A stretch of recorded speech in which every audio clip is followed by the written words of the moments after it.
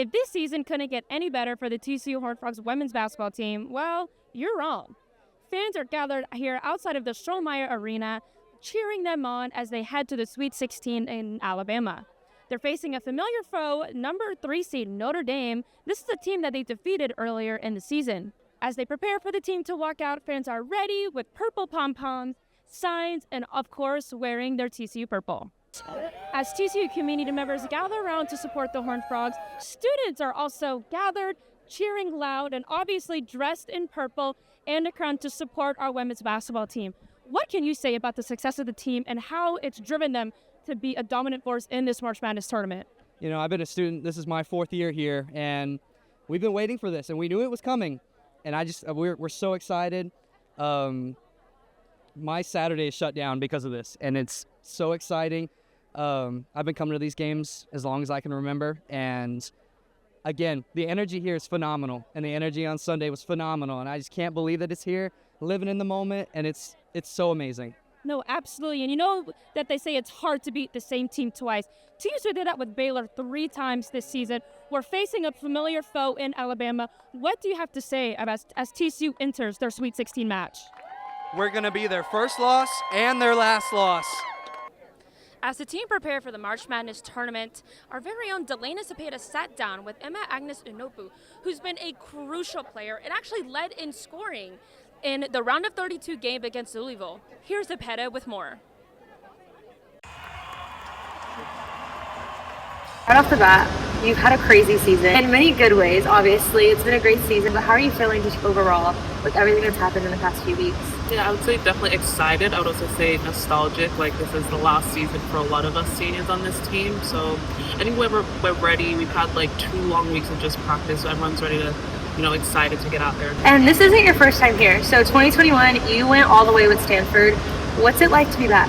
Yeah, it's awesome. I think, obviously as a freshman, I grew up playing basketball, but I didn't really know a lot about much, so that was kind of my first taste. So I think having that as, winning a national championship as a freshman, it was incredible. But I think, this group, I think we have the potential to go all the way. And I think, it would just be special to win it, my last year. More on a personal level, with your teammates, what would you say is, a moment that's really stuck with you?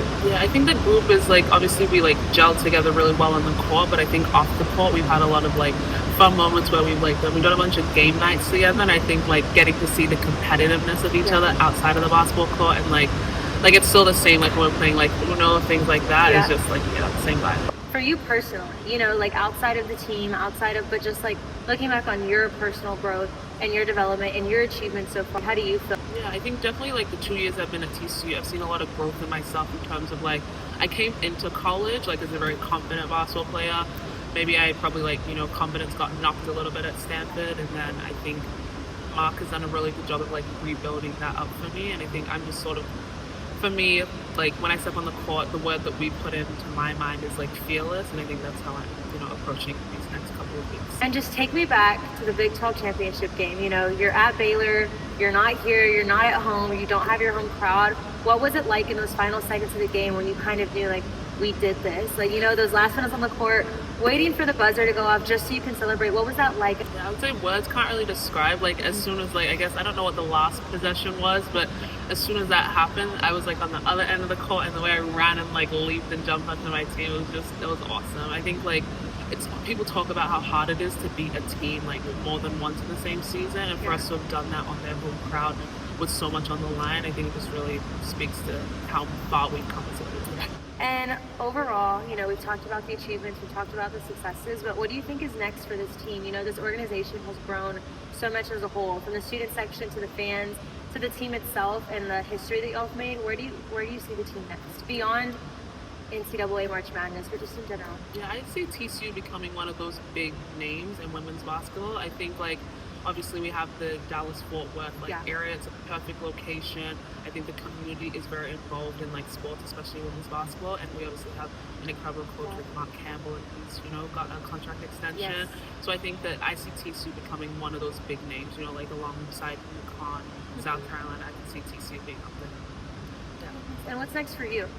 If you're willing to share, because I know that's such a big question, but I know it's hard to look ahead, but what do you think is next for you? Well, definitely in terms of basketball, the goal is obviously earn a training camp contract, maybe get drafted, something like that, head into the WNBA. If that doesn't work out, then I want to play in Australia and I want to play in Europe. So I love traveling. So see where the world takes me. My biggest goal is the 2028 Olympics with Australia. So that is definitely like up there for me. And then just in terms of like outside of basketball, I've always like loved the medical field. So I see myself heading into, somewhere, a pathway along that, within that field sometime in the future. And then final question, if you could sum up the season so far, one word, what would it be? Historic. Yeah. For the full interview, be sure to tune in to TCU360.com on Friday afternoon, as it'll be included in TCU's signature sports talk show, Unscripted.